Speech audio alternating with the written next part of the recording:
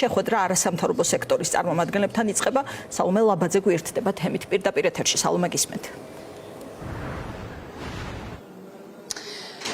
თამუნა ივანიშვილის რეჟიმის ძალადობის კვალს ახლა შეიძლება ითქვას, რომ ალენ ბერსე და ევროსაბჭოს დელეგაციის სხვა წევრები უკვე საკუთარი თვალით ხედავენ, რადგან მათთან შეხვედრაზე ამ წუთებში არასამთავრობო ორგანიზაციების წარმომადგენლების გარდა ასევე იმყოფებიან სწორედ ძალადობის მსხვერპლი მოქალაქეები, მათ შორის ჟურნალისტებიც, რომლებსაც რეჟიმი განსაკუთრებული სისასტიკით გაუსწორდა. ჟურნალისტებს შორის კი ერთ-ერთი პირველი, ვისაც თავს დაესხა ივანიშვილის რეჟიმი, როგორც მაყურებელმა კარგად იცის, არის სწორედ ფორმულას ჟურნალისტი გურამ როგავა. მიუხედავად იმისა, რომ როგავაზე თავდამსხმელის ამოცნობა, თავდამსხმელის სპეცრაზმელის ამოცნობა წესით რთული არ უნდა იყოს სისტემისთვის, ამ დრომდე როგავა არ არის გამონაკლისი და ისევე როგორც სხვა ადამიანების შემთხვევაში, მასზე თავდასხმის შემთხვევაშიც გამოძიებას არაფერი გაუკეთებია, დამნაშავე არ არის გამოვლენილი და არავინ არის დასჯილი, რაც იქნება კიდეც თავარი, რასაც რის შესახებაც ინფორმაციას მიაწვდის გურამ როგავა და მასთან ერთად დაზარალებული სხვა ჟურნალისტები ევროპის საბჭოს დელეგაციას. ჟურნალისტების გარდა ადგილზე იმყოფებიან აქციის დროს სპეცრაზმელების მიერ ნაცემი თუ ნაწამების სხვა მოქალაქეებიც, მათ შორის არის დავით გოგილაშვილიც, რომელიც პირდაპირ აცხადებს, რომ ის არის სწორედ სპეცრაზმელების მხრიდან წამების მსხვერპლი და მას ამ წამების კვალი სახეზე ახლაც აშკარად ეტყობა. მე ამ შემთხვევაში ვაპირებ ვილაპარაკო ძალიან დაწვრილებით, რა შემემთხვა და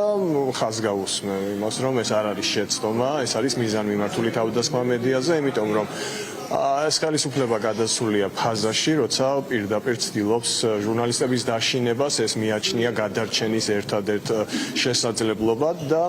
პირდაპირ მივიღეთ მასმედიის წარმომადგენლებმა გზავნილი, რომ ჩვენ დაგასახიჩებთ, სასიკვდილოდ გაგიმეტებთ, მე ამ ფაქტებს აღარ გამოვიძიებთ, უფრო მეტიც საერთოდ ჩვენს პროპაგანდისტულ არხებზე თქვენ შესახებ ინფორმაციასაც კი არ მივაწვდით მაყურებელს, ანუ ამ ქვეყანაში თქვენ იქნებით უხილავები, უჩინარები და შესაბამისად თქვენი უფლებები არ არის დაცული, ეს ნიშნავს, რომ თქვენ უნდა გაჩუმდეთ. ეს არის ქართული ოცნების საქართველო, რომელიც მათ უბრალოდ ვერ ეღირსება. 30 ნოემბერს ვიმყოფებოდი მე აქციაზე, როდესაც უკვე ყველა მხრიდან გამოიქცნენ პრესაზმელები, ჩემს მშობლებთან ერთად, ჩემი მეგობრების და მათ მშობლებთან ერთად ვიყავი, ავდიოდით უკვე თაწმინდაზე, სადაც მე ვცხოვრობ და ამ მომენტში უკვე ალყაში მოვიქეცით, ვერ გავიქეცით ვერსად, წყლეტვა იყო, გავჩერდით ერთ ადგილას და მოვიდა სპეცრაზმელი, ორი სპეცრაზმელი მოვიდა, რომელსაც აუხსენით, რომ წყლეტვაში ვერ გავიქეცით და დავტოვებდით მიმდებარ ტერიტორიას. დავგვთანხმდნენ ამაზე, მაგრამ მოულოდნელად გადაწყვიტეს, რომ უნდა დავეჭირეთ და ვეცემეთ. ჩემ მეგობარს ხელი დაარტყეს, გავიქეცით, შემდეგ დაგვიჭირეს და გვცემეს, გვაწამეს, გამქურდეს, მომპარეს ტელეფონი. ის მოლოდინი მაქვს, რომ აუცილებელია მათი ჩართულობა. ჩემი აზრით, რა ვიცი, ქართულ ხალხს ახლა გვჭირდება დახმარება, გავერთიანდით ყველანი ერთად ვართ ერთი, თუმცა დახმარების გარეშე რთულია ებრძოლო ამდენ უსამართლო ადამიანს, რომელიც სახელმწიფოში ყავს. და სულ ცოტა ხნის წინ ვიდრე მაყურებელი გურამ როგავას და დავით გოგილაშვილის ამ კომენტარებს უსმენდა შეხვედრაში მონაწილეობის მისაღებად ადგილზე მოვიდა მაკაში ხვაძეც, ტევ პირველი ჟურნალისტი, რომელსაც რეჟიმი არა სპეცრაზმელების, თუმცა მისი მსახური ტიტუშკების ხელით პირდაპირ ეთერში გაუსწორდა. ვიხილეთ მძიმე თავდასხმა მაკაში ხვაძეზე და მის ოპერატორზე და ამ შემთხვევის დეტალებს ბუნებრივია, რომ ჩიხვაძე ევროპის საბჭოს დელეგატებს მიაწვდის. თუმცა ამ შემთხვევით ცხადია ისიც, რომ არ მოიწურება ის სისასტიკე, რომელსაც თვალს ვადევნებდით ბოლო 2 კვირის განმავლობაში თბილისის ქუჩებში. რამდენიმე ასეულს აღწევს რეჟიმის მიერ ამ პროტესტის ფარგლებში უსამართლოდ დაკავებული, ნაცემი, ნაწამები, დასახიჩრებული ადამიანების რაოდენობა, მათ ისტორიებს დეტალურად და სრული მასშტაბის აღწერით ახლა ევროპის საბჭოს დელეგატებს მიაწვდიან არასამთავრობო ორგანიზაციებიც, რომლებიც როგორც იცით ამ ადამიანებს სამართლებრივ დახმარებას უწევენ. ჩვენ იცით, რომ პერიოდულად ვაქვეყნებთ ინფორმაციას ადამიანის უფლებების დარღვევებთან დაკავშირებით,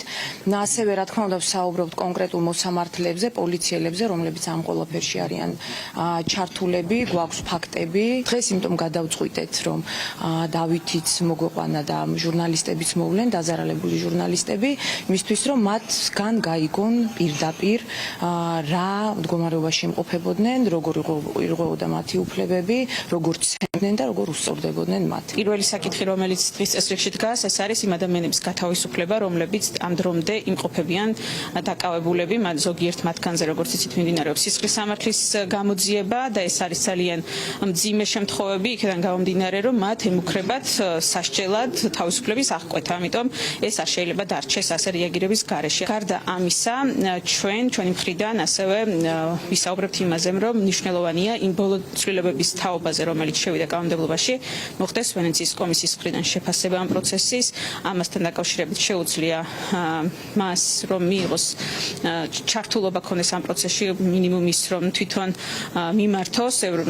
ვენეციის კომისიას შეფასებასთან დაკავშირებით, იმიტომ რომ ის საკანონმდებლო ცვლილებები, რომელიც განხორციელდა, არის ძალიან შორს ადამიანის უფლებებისაგან და არღვევს ადამიანის უფლებათა ევროპულ კონვენციას. ჩვენ ევროსაბჭოს ისედაც ვაწვდით იმ მოვლენებთან დაკავშირებით ინფორმაციას, რაც ქვეყანაში არის და მათ შორის იმ ადამიანებთან დაკავშირებით, ვინც დაკავებულები იყვნენ და იყვნენ წამების მსხვერპლი, მაგრამ აქ ვიზიტი ნიშნავს იმას, რომ უფრო მაღალი ყურადღება, ამიტომ ამ შეხვედრაზე ჩვენ ცხადი ამაზე გავამახვილებთ ყურადღებას, მაგრამ ასევე ჩვენი ერთ-ერთი თხოვნა იქნება, რომ რეაგირება მოხდეს, მათ შორის საერთაშორისო დონეზე, მათ შორის მათ ხელთ არსებული ყველანაირი მექანიზმის გამოყენებით, იმასთან დაკავშირებით, რომ რაც ხდება საქართველოში, ამაზე იყოს რეაგირება. ვიდრე არასამთავრობო ორგანიზაციებთან დაიწყებოდა შეხვედრა, მანამდე ალენ ბერსე ცალკე შეხვდა და თითქმის 1 საათის განმავლობაში ესაუბრა ალეკო ელისაშვილს, რომელიც ასევე გახდა ფიზიკური თავდასხმის მსხვერპლი. ელისაშვილს ჯერ კიდევ ემუქრება პატიმრობის საფრთხეც და ის არც გამორიცხავს, რომ თუ პოლიტიკურად ამას საჭიროდ ჩათვლის ქართული ოცნება, ის ისევ აღმოჩნდეს საპატიმრო დაწესებულებაში.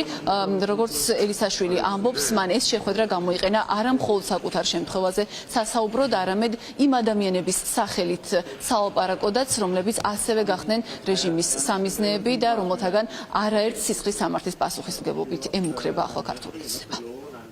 ორადო რამეზე ვილაპარაკე. მე პირადად ერთი ჩემ ამბავზე, როგორ დაიწყო ეს ჩემი დაკავება და ცემატყეპა და იქ წაყვანა და მე რა ხდებოდა და მეორე ჩემ თავზე მეტი ვილაპარაკე ნამდვილად დანარჩენ პოლიტპატიმრებზე და აუხსენი რომ მე მაინც კაი პოლიტიკოსი ვარ, ასე თუ ისე რაღაც ჩემი სახელი და გვარი ცნობილია, მაგრამ მეთქი ჩვეულებრივი ადამიანები არიან გაზაფხულიდან მოყოლებული, რომლებიც გაცილებით სასტიკად ნაცემები არიან, ნაწამები არიან და რომლებსაც სისხლის სამართლის ბრალი აქვთ არაერთ მათგანს წარდგენილი და ძალიან კარგად არიან ინფორმირებულები და ძალიან გულისყურით მისმენდნენ და თქვეს რომ მათ რაც შეუძლიათ და რაც არ შეუძლიათ ყველაფერს გააკეთებენ, რომ ეს ადამიანები დაიხსნან პოლიტიკური ტყვეობიდან. მანამდე მთელი დღის განმავლობაში ევროპის საბჭოს დელეგაცია ალენ ბერსეს ხელმძღვანელობით ხვდებოდა ოპოზიციურ პარტიებს, ყველა პარტიის და ახლა ალენ ბერსესთან შეხვედრაზე მყოფი სხვა ადამიანების მთავარი მოთხოვნაც არის ის, რომ ამ ორგანიზაციამ, რომლის მანდატის გულისხმობს სწორედ ადამიანის უფლებების დაცვას და ამ მიმართულებით მდგომარეობის კონტროლს სხვადასხვა ქვეყანაში, ისარგებლოს ამ მანდატით და დაეხმაროს